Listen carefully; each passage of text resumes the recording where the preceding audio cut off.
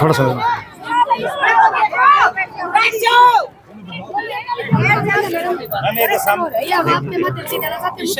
ये प्रधान जी खड़े हो जाओ, सचिव आप भी आ जाओ, इधर आ जाओ, इधर आ जाओ,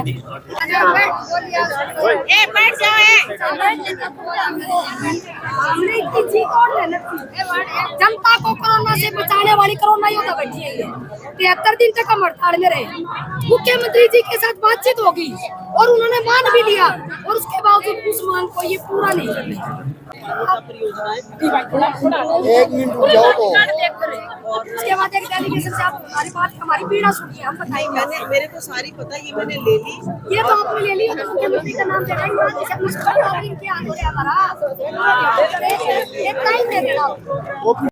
आज का जो सांकेतिक जी, आज ये मैं सभी आशा वर्कर यहाँ जिले भर की इकट्ठी हुई थी, तो यही विधायक साहब यहाँ पर आए हुए हैं। तो ये कल तो ये जैसे छुट्टी मना रहे हैं इसके महिला दिवस की, तो हम यही कह रहे हैं महिला दिवस क्या मना रहे हो? महिला दिवस तो हम पहले आज मना रहे हैं। हमारी मांगे पूरी करो। गाँव में मेहनत कश है, मजदूर है, शिक्षा के बारे में बोलो, रोजगार के बारे में बोलो। ऐसे बोल रहे विधायक सर, हमारी कोई बातें ही नहीं सुन रहे।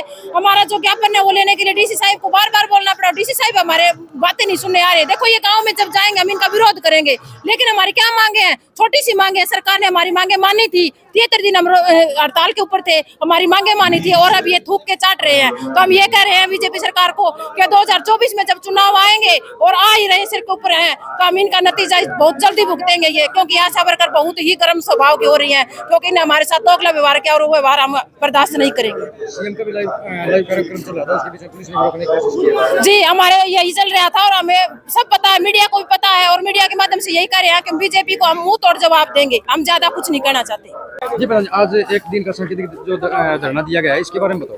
हाँ जी, देखिए आज ये धरना हमने इसलिए दिया, प्रदर्शन भी किया, हमने डीसी के माध्यम से ज्ञापन भी दिया है, क्योंकि जब हमारी हड़ताल के बाद मुख्यमंत्री जी के साथ समझौता हुआ था तो कुछ मांगे थी। हड़ताल के दौरान का हमारा जो फिक्स वेतन मिलता है 4000 रुपए, उसके लिए उन्होंने हाँ भरी थी, लेकिन वो वेतन देने के लिए सरकार मुकर रही है, उसी के विरोध में। और हमारा जो एक्सीडेंटल बीमा है उसको लेके और 3-4 मांगे हैं, उनको लेके आज हमने ज्ञापन दिया है।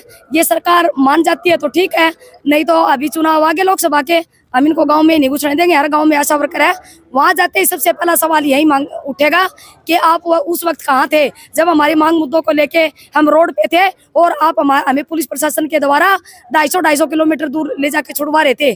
कहाँ थे? वहाँ आपके पास पुलिस थी? वहाँ गाँव में हमारा राज है, हमारी पावर है, और हम इनको गांव में भी नहीं घुसने देंगे जब तक हमारी इन मांगों को पूरा नहीं करेंगे। हम इनको गांव में नहीं घुसने देंगे। आज चरखीदारी में सीएम का लाइव कार्यक्रम भी तो था, तो आज का ही दिन क्यों चुना और पुलिस द्वारा रोकने की प्रयास किया? बिल्कुल प्रयास किया गया, लेकिन महिला दिवस है, कल की छुट्टी है, तो हमने आज महिला दिवस भी मनाया। हमारा हक अधिकार है, हक अधिकारों के लिए चाहे सीएम का प्रोग्राम चले, चाहे पीएम का प्रोग्राम चले, कौन सा प्रोग्राम चला रहे हैं हमें समझ नहीं आ रहा। जनता की ये सुनते नहीं है। जब जनता अपने मांग मुद्दे लेके आती है तो ये पुलिस को आगे कर देते हैं, और तो फिर ये कैसा प्रोग्राम चल रहा है? हमें ये प्रोग्राम समझ नहीं आ रहा। ये प्रोग्राम इस जनता के लिए चल रहा है, किसी और पूंजीपति पार्टियों के लिए चल रहा है? इसका मतलब तो पूंजीपति पार्टियों के लिए प्रोग्राम चल रहा है। अगर हमारे लिए प्रोग्राम चल रहा होता तो हमसे बातचीत करते। क्या जरूरत थी इनको पुलिस आगे करने की? हम बम थोड़ी ले रहे थे, हम बिल्कुल खाली हाथ थे। डीसी मैम को ज्ञापन सौंपा? डीसी मैडम को हमने ज्ञापन दिया, और डीसी मैडम ने हमें आश्वासन भी दिया कि भी आप बहुत अच्छा काम करते हो, मैं आपके साथ खड़ी हूँ, कोई बात नहीं। और उन्होंने हमें आश्वासन भी दिया कि एक दिन डेलीगेशन आ जाए और हमसे बातचीत कर ले। लेकिन ये डीसी मैडम का नहीं था, ये मुख्यमंत्री के लेवल की मांग है, मुख्यमंत्री ही इसको पूरा कर सकते हैं। आज का प्रदर्शन जो है ये लगातार पिछले दिनों 18 से लगातार जो सरकार वादा खिलाफी करती आ रही है, 18 में जो मांगे मानी थी उन मांगों को लागू करवाने के लिए 23 में दोबारा से फिर आंदोलन करना पड़ा।